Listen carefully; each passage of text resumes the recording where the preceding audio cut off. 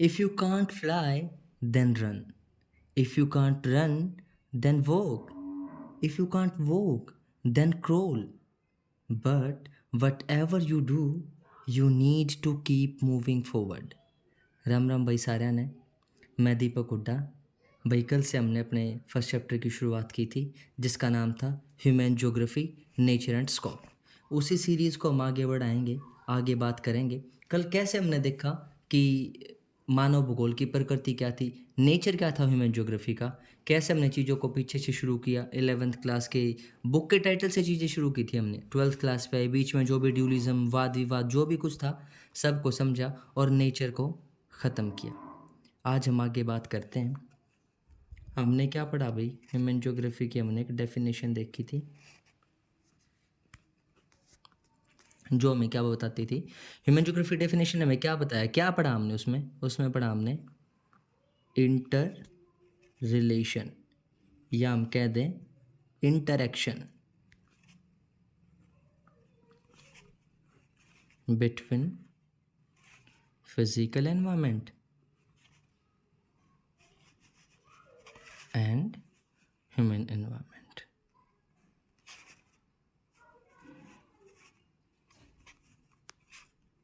मतलब मानव भूगोल क्या थी, उसमें आपसी संबंध था, सहसंबंध था किस किस के बीच में, फिजिकल एनवायरनमेंट के बीच में और ह्यूमन एनवायरनमेंट के बीच में। ह्यूमन को हम सोशल भी बोल देते हैं, इसको हम कल्चरल भी बोल देते हैं। ठीक है, जो कल हमारे दिमाग में प्रश्न उठा था ना, क्या कि भाई फिजिकल एस्पेक्ट इम्पोर्टेंट है या ह्यूमन एस्पेक्ट इम्पोर्टेंट है, फिर उस क्वेश्चन से वाद विवाद शुरू हो गया था, ड्यूलिज्म क्रिएट हो गया था। आज हम ऐसा कुछ नहीं करेंगे, हालांकि बात तो आज भी वही है कि फिजिकल एनवायरनमेंट डोमिनेट करेगा या ह्यूमन एनवायरनमेंट डोमिनेट करेगा, पर आज हम इसको आगे बढ़ाएंगे नहीं, हम इसको सोल्व करेंगे, रिजॉल्व करेंगे। कैसे? If human environment dominates,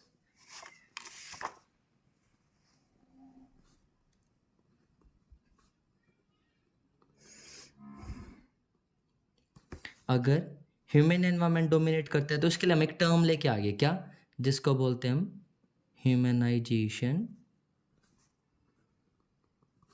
of nature. दूसरा, अगर मैं कहूँ इफ फिजिकल एनवायरनमेंट डोमिनेट्स, यदि भौतिक पर्यावरण डोमिनेट्स करते हैं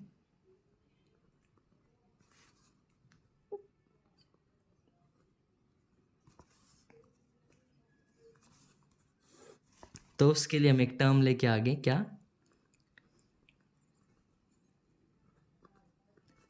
नेचुरलाइजेशन ऑफ ह्यूमन।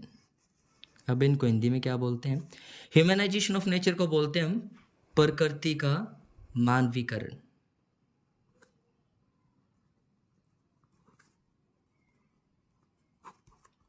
इसको हिंदी में क्या बोलेंगे? मानव का प्रकृतिकरण या प्राकृतिकरण। अब ये कहानी क्या है भाई, उस चीज़ को समझते हैं। आज की वीडियो बेस भी इन्हीं चीज़ों पे है, इन्हीं चीज़ों पे बेस्ड है आज की वीडियो।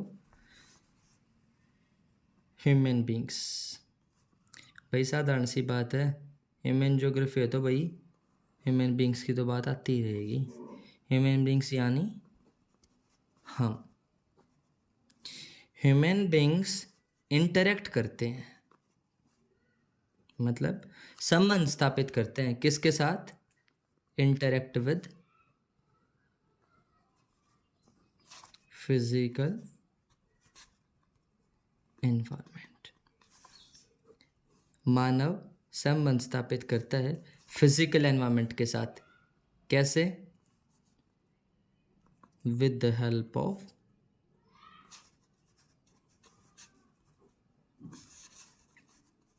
टेक्नोलॉजी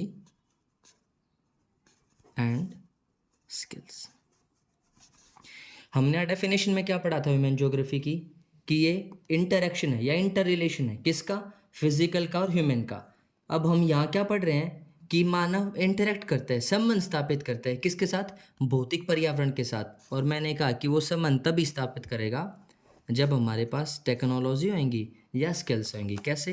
एग्जाम्पल देता हूँ, समझो। अब मैं कह देता हूँ मेरे को भाई गहरी नदी में नहाना है।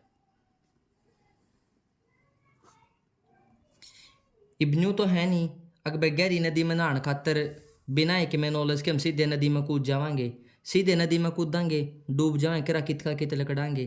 तो उसके लिए क्या ज़रूरी है? उसके लिए भाई स्विमिंग स्किल्स जरूरी है।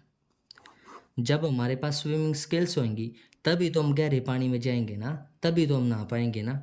एक एग्जांपल और समझो। ये मनो को मन नदी रोकनी है भाई, नदी को रोकना है। अरे कैसी बात कर रहे हैं, कोई छोटे बच्चों का खेल थोड़ी है, कोई एक डिब्बा पानी थोड़ी है कि रोक दोगे आप, और एक डिब्बे पानी को भी नहीं रोक सकते हम हाथ से। तो ये मैंने को मैंने नदी रोकनी है तो इन्हों थोड़ी एक बात है नदी रोक देंगे। उसके लिए हमें टेक्नोलॉजी की ज़रूरत है भाई। मतलब टेक्नोलॉजी अगर हमारे पास है, हमने बना दिया डैम, और फिर क्या किया? इस नदी को रोक लिया। क्यों? पानी को क्या कर लिया? रिजर्व। किसमें? रिजर्वायर। ठीक है। मतलब मैं क्या समझाना चाह रहा था कि ह्यूमन बींग्स इंटरेक्ट करता है किसके साथ? फिजिकल एनवायरनमेंट के साथ। किसकी मदद से? टेक्नोलॉजी और स्किल्स की मदद से। फिर एग्जांपल देखिए कैसे स्किल्स की मदद से, टेक्नोलॉजी की मदद से इंटरेक्ट करते हैं। इंटरेक्शन के तो बहुत सारे एग्जांपल है, मैं आपको बताता हूँ। हम शुरू से देखते हैं एग्जांपल कौन सा? पेड़ वाला। कि पेड़ काटे, घर बना लिया। इंटरेक्ट किया ना नेचर के साथ, इंटरेक्ट करके क्या बना लिया? घर बना लिया। दूसरा, पहाड़ों के साथ इंटरेक्ट किया, क्या बना लिया? रास्ता। एक मूवी थी मांझी द माउंटेन मैन, में भी उसमें एक्टर थे नवाजुद्दीन सिद्दीकी। उसमें क्या होता है, कोई आदमी होता है, उसका रोल करते हैं वो पहाड़ के छोटे छोटे छोटे छोटे छोटे छोटे टुकड़े करता है और क्या कर लेता है? रास्ता बना लेता है। क्यों? ताकि आम आदमी को सहूलियत हो। हम मिट्टी के साथ इंटरेक्ट करते हैं। कैसे? हम खेत की नहीं कहा, खेत की जुताई करनी है, बुआई करनी है, हमने क्यों करनी है? फसल को उगाने के लिए करते थे ना हम वो काम। तो इंटरेक्ट तो हम बहुत तरह से करते हैं। ठीक है, अब आगे समझो चीज़ों को। मैंने कहा, क्या कहा मैंने? कि इंटरेक्शन टेक्नोलॉजी और स्किल्स की वजह से ही हो पाता है। पहले क्या था? कम थी या ना के बराबर। क्या चीज़? टेक्नोलॉजी। मैं क्या कह रहा हूँ कि टेक्नोलॉजी और skills time to time differ करती हैं, मतलब चेंज होती रहती हैं। पहले के समय में क्या था? टेक्नोलॉजी हमनू कैसे कहा जमा थी ये कौन नहीं, या थी तो बजमा बहुत कम थी। कैसे? मिट्टी वाला एग्जाम्पल है वहाँ। अब हम इंटरेक्ट करते हैं किससे? मैंने कहा कि भी मिट्टी के साथ इंटरेक्ट कराएं, क्योंकि भाई खेत में जुताई करके बुआई करके। अब हम उसना करा ट्रैक्टर की मदद से। पहले किस तक करा करते भाई? बैलगाड़ी। बलदा गिला बाह करते खेत ने। हमारे दादा दादी घर दे बलदान खोल लो रहे, खेत ने बाह आवांगे। ठीक है। और उससे भी पहला आथा ते भी आड़ होया करता भाई। हमारे दादा रिया उनके भी दादा होया करते, आथा तो बाद दिया करते। आज क्या गया? इक्विपमेंट्स आ गए, टेक्नोलॉजी आ गई, ट्रैक्टर का यूज़ होगा, अर्रो आ गई, गोड़ी आ गई। इवन तो आज तो कंप्यूटराइज गोड़ी है, साथ वाले किले में खड़ी करो मशीन ने, ट्रैक्टर चलाओ अपने आप उठाओगा। सब ने बेरा कहाँ से ज़्यादा उठानी है, कहाँ से कम उठानी है। तो मैं क्या बताना चाहता हूँ? मैं ये बताना चाहता हूँ कि जो टेक्नोलॉजी स्किल्स है ना, वो टाइम टू टाइम चेंज होती रही। जैसे जैसे समय बदलता गया ये बदलती गई। हमने देखा कि आदमी इंटरेक्ट करता है किसके साथ? फिजिकल एनवायरनमेंट के साथ। मैं कहता हूँ कि वो क्यों इंटरेक्ट करता है भाई? Why we interact? क्या रीज़न है कि हम इंटरेक्ट करते हैं? क्यों? पहला रीज़न है हम अपनी नीड्स को पूरा करते हैं, ज़रूरतों को पूरा करने के लिए। कैसे? पेड़ वाला एग्जांपल लगा लो। पेड़ काटे हमने, क्यों? अपनी ज़रूरत पूरी करनी थी घर बनाने के लिए, इसने हमने इंटरेक्ट किया। दूसरा एग्जांपल क्या है? To produce to produce and create. मैं क्या कह रहा हूँ कि हम इंटरेक्ट करते हैं क्यों? प्रोडक्शन के लिए और क्रिएशन के लिए। प्रोडक्शन कैसे? हमने मिट्टी के साथ इंटरेक्ट किया, जुताई बुआई की, क्यों? फसल को उगाने के लिए, तभी तो प्रोडक्शन होएगा ना। क्रिएशन, वही घर बनाया तो क्रिएट हुई ना चीज़ें कुछ ना कुछ। तीसरी बात मैं ये कह रहा हूँ कि प्रोडक्शन और क्रिएशन बिल्कुल ज़रूरी नहीं है भाई, ज़रूरी नहीं है। ज़रूरी है, फिर क्या चीज़ ज़रूरी है? अभी प्रोडक्शन क्रिएशन ज़रूरी नहीं है, ज़रूरी है किस टेक्नोलॉजी का हम यूज़ कर रहे हैं, किस स्किल का हम यूज़ कर रहे हैं, ये ज़्यादा ज़रूरी है। दिमाग में सवाल आया कि या के बात प्रोडक्शन क्रिएशन ज़रूरी नहीं है, टेक्नोलॉजी स्किल ज़रूरी है, क्यों? क्योंकि technology is directly proportional to level. Level किसका? डेवलपमेंट का। डेवलपमेंट किसकी? सोसाइटी की। और सोसाइटी में कौन? हम, यानी ह्यूमन बींग्स। हमने चीज़ आज की ह्यूमन बींग्स से शुरू करी थी, किया था ना कि ह्यूमन बींग्स यानी हम इंटरेक्ट करते हैं, और आखिर में हम कहाँ आ गए? ह्यूमन बींग्स पे आ गए। हमने क्या समझा है अब तक? हमने समझा है कि ह्यूमन बींग्स इंटरेक्ट करता है फिजिकल एनवायरनमेंट के साथ with the help of technology and skills. क्यों क्यों इंटरेक्ट करते हैं? हमने 2 पॉइंट्स बताए नीड्स को पूरा करने के लिए, प्रोडक्शन और क्रिएशन के लिए। फिर मैं कहता हूँ कि भाई प्रोडक्शन और क्रिएशन ज़रूरी नहीं है, ठीक है, ज़रूरी है टेक्नोलॉजी और स्किल्स। ये क्यों ज़रूरी है? क्योंकि इन्हीं से लेवल का पता चलता है। लेवल किसका? डेवलपमेंट का। किसकी डेवलपमेंट का? सोसाइटी का। तो अब एक और बात आती है, हमने बोला T is directly proportional to L, मतलब टेक्नोलॉजी डायरेक्टली प्रोपोर्शनल किससे? लेवल से। तो फिर क्या है, अगर हमें लेवल को बढ़ाना है, डेवलपमेंट के लेवल को बढ़ाना है, क्योंकि ये तो ज़रूरी है भाई, विकास तो करना पड़ेगा, इसके लेवल को तो बढ़ाना पड़ेगा। अब इसके लेवल को बढ़ाना है तो उसके लिए हमें टेक्नोलॉजी के भी तो बढ़ाना पड़ेगा ना, टेक्नोलॉजी को भी तो ग्रो करना पड़ेगा। अब टेक्नोलॉजी कैसे बढ़ेंगी? फोर्थ पॉइंट है, टेक्नोलॉजी कैसे डेवलप होएगी?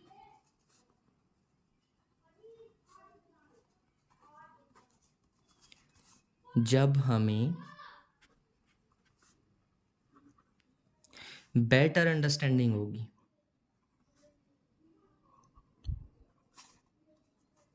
किसकी? नेचुरल लॉज की। मैंने कहा कि टेक्नोलॉजी तो भाई तभी बढ़ेगी, वो तभी डेवलप होएगी जब हमें प्रकृति के नियमों के बारे में ज्ञान होगा, उनकी समझ होगी। कैसे? वो एक ऐड आया करती, कोई आम सा आदमी हुआ, वो बेचारा यूँ घूमता हुआ जंगल में, उसने एक टॉफ़ी पड़ी पड़ जावा, मेंटोस के ऐड हुआ, उसने टॉफ़ी ना खावा नू यूँ चुटकी बजावर, फिर क्या वो चीज़ें बदल जाएँ, फिर वो क्या करे, पत्थर न उठावे, लकड़ी न उठावे, यूँ न रब करे है, फिर क्या है, आग लाग जाए। तो इस बात का मैं क्या समझाना चाहूँ, नेचुरल लॉज है हमारे पास, कैसे? Heat and friction. हमने समझा ना, कि चीज़ समझी हमने टाइम के साथ साथ, कि भाई हमने 2 बड़े पत्थर उठाए, वैसे ऐसे ऐसे ऐसे घिसाए, उनसे फ्रिक्शन हुआ, फ्रिक्शन से क्या, हीट जनरेट हुई, फिर वो कोई छोटी सी चिंगारी ऐसे पत्तों पे गिर गई, क्योंकि हम पहले प्रिमिटिव सोसाइटी थी, हम जंगलों में रहते थे, वो गिर गई, वहाँ आग लगी, ओ आग लगी, मज़ा आ गया, ठंड का मौसम था, गरम गरम महसूस हुआ उस आदमी को, अरे ये तो अच्छी चीज़ है। फायर का कॉन्सेप्ट आ गया कि यार ये तो अच्छी चीज़ है, ऐसे 2 चीज़ों को घिसाने से और आग लग जाती है और मज़ा आ जाता है, ठंडक नहीं लगती हमें, कुछ ना कुछ गर्म महसूस होता है। तो वहाँ से क्या आ गया? Fire concept. फिर धीरे धीरे और डेवलपमेंट होती चली गई, डीएनए एंड जेनेटिक्स की बात हुई, उससे हम क्या किया, हमने कॉन्क्योर कर लिया, जीत हासिल कर ली बहुत सारी बीमारियों के ऊपर, उनका पता लगा लिया, उनके सॉल्यूशन को ढूंढ लिया कैसे क्या होता है। फिर फिजिक्स, उससे क्या है, प्लेन उड़ाना सीख लिया, मतलब जहाज, कैसे? एरोडायनेमिक्स का कॉन्सेप्ट आ गया। तो इन सभी से मैंने क्या देखा, ये जो चीज़ें, इनसे क्या देखा कि नॉलेज ऑफ नेचर, प्रकृति का ज्ञान इज एक्सट्रीमली इंपॉर्टेंट, बहुत ज़्यादा ज़रूरी है भाई प्रकृति का ज्ञान। क्यों? किसके डेवलपमेंट के लिए? To develop technology. या टूल्स या स्किल्स। और टेक्नोलॉजी क्यों ज़रूरी है? ताकि हम लेवल को बढ़ा सकें। किसके लेवल को? डेवलपमेंट के लेवल को। और अगर टेक्नोलॉजी बढ़ गई, लेवल ऑफ डेवलपमेंट बढ़ गया, तो उससे क्या होएगा? एक लाइन समझाता हूँ। उससे क्या होगा? It लूजन the shackles of environment on human beings. आज हमें इसी बात को समझना था। मतलब क्या? हमने समझा टेक्नोलॉजी कैसे डेवलप होगी? जब हमें बेटर अंडरस्टैंडिंग होगी किसकी? नेचुरल लॉज की। उसके हमने एग्जांपल लिए हीट एंड फ्रिक्शन कॉन्सेप्ट, ठीक है, डीएनए एंड जेनेटिक्स, फिजिक्स। इन सब से हमें क्या पता चला कि भाई knowledge of nature extremely important है, से ज़्यादा ज़रूरी है। क्यों? किसके लिए? To develop technology and tools. Technology की ज़रूरत क्यों थी? ताकि हम लेवल को बढ़ा सकें। किसके लेवल को? डेवलपमेंट के लेवल को, ठीक है। और क्या है, मैं क्या बताना चाह रहा हूँ, पहले क्या था? पहले थी प्रिमिटिव सोसाइटी। मतलब लोगों को समझ ही नहीं थी बेचारों को। जैसे जैसे प्रकृति में चलाती हम वैसे ही चल पड़ते। मैंने क्या कहा था? यहाँ दो बातें आई थी जब हमने शुरू किया।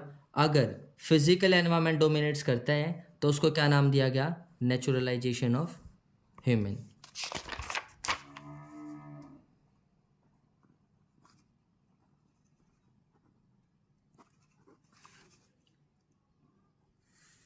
Naturalisation of human. ये कॉन्सेप्ट किसके साथ जुड़ा हुआ है? ये कॉन्सेप्ट जुड़ा हुआ है भाई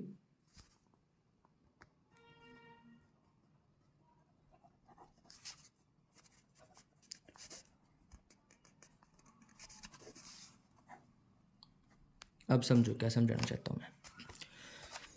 हमने क्या कहा? अगर दो एनवायरनमेंट थे हमारे पास, एक था हमारे पास फिजिकल एनवायरनमेंट, एक था हमारे पास ह्यूमन एनवायरनमेंट। हमने क्या पढ़ा आज? अगर फिजिकल एनवायरनमेंट डोमिनेट करता है, मतलब अगर प्रकृति हमारे ऊपर हावी है, किसके ऊपर? हम मतलब ह्यूमन बींग्स के ऊपर। तो उससे क्या होएगा? हम कुछ नहीं कर पाएंगे। करेगा तो कौन? प्रकृति। डोमिनेट करेगा तो कौन? नेचर। मतलब नेचर हैव स्ट्रॉन्ग फोर्सेस। मतलब environment all in all. All in all क्या है? ये ग्रामर में हम कोटेशन यूज़ करते हैं, ये वन वर्ड सब्स्टिट्यूशन में भी आता है कि ऑल इन ऑल। मतलब ऑल इन ऑल उसको कहते हैं जो सर्वोपरि हो, सब कुछ उसी के पास हो। जैसे अपनी फैमिली में कौन ऑल इन ऑल होता है? या तो हमारे पापा होते हैं, अगर दादा जीवित हैं तो दादा होते हैं, या फिर माँ होती हैं, कोई मुखिया होता है ना घर में। तो इस कॉन्सेप्ट में मुखिया कौन था? एनवायरनमेंट, मतलब नेचर, मतलब प्रकृति। आदमी की जीरो वैल्यू थी उस टाइम पे। अगर हमने पानी की ज़रूरत पड़ा करती तो हमने पानी तो जाना पड़ा करता, ठीक है। आज के समय क्या है? हम पानी को अपने पास ले आते हैं। कैसे? समरसीबल लगवा लिए भाई, ट्यूबवेल लगवा लिए, खेतों में पाइपलाइन दबवा ली, ठीक है। तो नेचुरलाइजेशन ऑफ ह्यूमन किससे जुड़ा है? एनवायरमेंटल डिटर्मिनिज्म से। मतलब डिटरमाइन कौन करेगा? किसकी चलेगी? प्रकृति की भाई, नेचर की। मतलब जाडा है तो हमने जाडे में मरना पड़ेगा भाई। क्यों? हमने नॉलेज है नहीं, हमने बेरा ही नहीं क्यों करके करना है। टेक्नोलॉजी डेवलप हुई टाइम के साथ, धीरे धीरे बहुत टाइम लगा। वो कॉन्सेप्ट आ गया है, हम पढ़ेंगे उसको भी। ठंड थी, ठंड में सिकुड़े गए, कपड़े थे नहीं, वो जंगल में रहा करते, पेड़ पौधे पत्ते वहीं लपेट लिए। जितना सा ठंड लागी लागे जाती, गर्मी आ गई तो गर्मी में तपना था, पसीना पसीना में बहना था। हमने क्यों? ज्ञान नहीं था, नेचुरल लॉज की नॉलेज नहीं थी, जो हमने यहाँ बताया ना कि बेटर अंडरस्टैंडिंग किसकी? नेचुरल लॉज की। तभी तो हम क्या कर पाएंगे? लूजन the shackles of environment on human beings. मतलब जो प्रकृति ने हमें जकड़ रखा है ना अपनी बेड़ियों में, उससे छुटकारा कब पाएंगे? जब हमें नेचुरल लॉज की नॉलेज होएगी, ठीक है। ये एनवायरमेंटल डिटर्मिनिज्म का जो कॉन्सेप्ट है, ये किसने दिया? इसको हिंदी में बोलते हैं शायद पर्यावरण निश्चयवाद।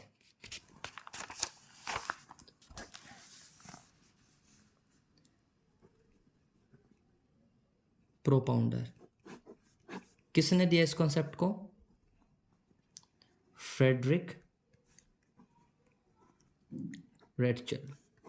ये कई बार आ जाता है, कई बार पूछा भी जाता है कि एनवायरमेंटल डिटर्मिनिज्म का कॉन्सेप्ट किसने दिया। उस टाइम क्या था, उस टाइम हम थे भाई naturalised human,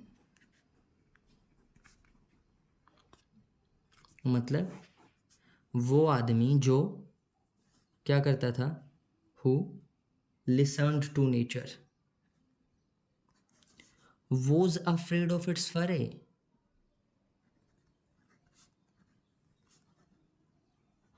and worshipped it.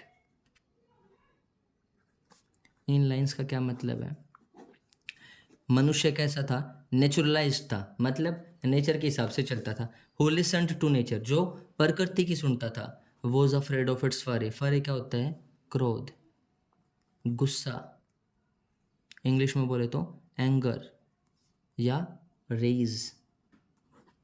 गुस्सा कैसे, भाई कोई भी नेचुरल डिजास्टर हो गया, आंधी आ गई, तूफान आ गया, तो हम उस तर डरा करते भाई, ठीक है, भूकंप आ गया, ज्वालामुखी आ गया, हमने समझ नहीं थी यार, हम डर जाया करते। एंड वर्शिप्ड इट, और हम उसकी पूजा करते थे, ठीक है। तो आज हमने क्या पढ़ा, आज हमने, शुरू से बताता हूँ मुझे, हमने ह्यूमन ज्योग्राफी की डेफिनेशन से चीज़ों को जोड़ना शुरू किया कि वो क्या है, इंटर रिलेशन है, इंटरेक्शन है, किसके बीच में, फिजिकल एनवायरनमेंट और ह्यूमन एनवायरनमेंट के बीच में। फिर हमने कहा कि भाई डोमिनेट कौन करेगा इन दोनों में से, हावी कौन होएगा। फिर हमने कहा कि भाई लड़ना नहीं, आज हमें बहस नहीं करनी है। अगर फिजिकल एनवायरनमेंट डोमिनेट्स करता है तो वो क्या है, नेचुरलाइजेशन ऑफ ह्यूमन। अगर ह्यूमन एनवायरनमेंट डोमिनेट्स करता है तो वो क्या है, ह्यूमनाइजेशन ऑफ नेचर, मतलब प्रकृति का मानवीकरण या मानव का प्राकृतिकरण। फिर हमने समझा कि ह्यूमन बींग्स इंटरेक्ट करता है किसके साथ, फिजिकल एनवायरनमेंट के साथ, किसकी हेल्प से, टेक्नोलॉजी और स्किल्स की हेल्प से। फिर हमने एग्जांपल्स देखे, फिर हमने देखा कि हम इंटरेक्ट करते ही क्यों हैं भाई, ताकि हम अपने नीड्स को पूरा कर सकें, ताकि हम चीज़ों की प्रोडक्शन कर सकें, चीज़ों को क्रिएट कर सकें। फिर मैंने कहा कि भाई प्रोडक्शन क्रिएशन ज़रूरी नहीं है, ज़रूरी क्या है, टेक्नोलॉजी, स्किल्स। जिस टेक्नोलॉजी का हम यूज़ कर रहे हैं, जिस स्किल का हम यूज़ कर रहे हैं वो ज़रूरी है, क्यों, उसी से लेवल निर्धारित होता है, किसका, डेवलपमेंट का। किसकी डेवलपमेंट, सोसाइटी की। सोसाइटी में कौन रहता है, ह्यूमन बींग्स। फिर हमने देखा भाई धीरे धीरे समय के साथ लेवल को तो बढ़ाना पड़ेगा, तभी काम चलेगा। लेवल कैसे बढ़ेगा, जब टेक्नोलॉजी बढ़ेगी। टेक्नोलॉजी कैसे डेवलप होगी, जब हमें बेटर अंडरस्टैंडिंग होगी नेचुरल लॉज की। क्यों, क्योंकि भी पहले प्रिमिटिव सोसाइटी थी, हमें नॉलेज थी ही नहीं। ये हमने लॉज के कुछ कॉन्सेप्ट्स देखे जिससे कुछ कुछ निकल के आया सामने। फिर इससे हमने क्या देखा कि भी नेचर की नॉलेज बहुत ज़्यादा ज़रूरी है, क्यों, ताकि डेवलपमेंट कर सकें, ठीक है। और इसी से अगर हम अपने आप को डेवलप कर पाएंगे तो उसी से क्या होएगा, लूजन the shackles of environment on us, तभी हम प्रकृति की बेड़ियों से अपने आप को छुड़ा पाएंगे। नेचुरलाइजेशन और मैन का कॉन्सेप्ट किससे जुड़ा हुआ है, एनवायरमेंटल डिटर्मिनिज्म से। ये किसने दिया, फ्रेडरिक रेडजल। इसमें क्या था, नेचर हैव स्ट्रॉन्ग फोर्सेस, मतलब सारा का सारा डिटरमाइन कौन कर रहा था, सारा का सारा दबाव किसका था, प्रकृति का था, नेचर का था। हम जीरो थे। ऑल इन ऑल कौन था, एनवायरमेंट था, ठीक है। इसमें फिर हम क्या थे, हम थे नेचुरलाइज्ड ह्यूमन, जो क्या करते थे, who listened to nature, was afraid of its fury and worshipped it. मतलब आज हमने देखा प्रकृति सर्वोपरि है। कल हम इससे आगे पढ़ेंगे, कल हम मानव को सर्वोपरि बना देंगे। हालांकि हमारे हाथ में नहीं है, ये चीज़ें कॉन्सेप्ट आते गए, बड़े बड़े जोग्राफर्स ने दिया हमें, तो हमें पता है। तो आज के लिए इतना ही। मैं उम्मीद करता हूँ कि आपको समझ आया होगा। अगर समझ चीज़ें नहीं आती हैं तो मैं फिर कहता हूँ कि भाई कमेंट सेक्शन में डाल लो, आप बताओ, तभी मेरे को पता चलेगा। आज के लिए इतना ही। Thank you so much.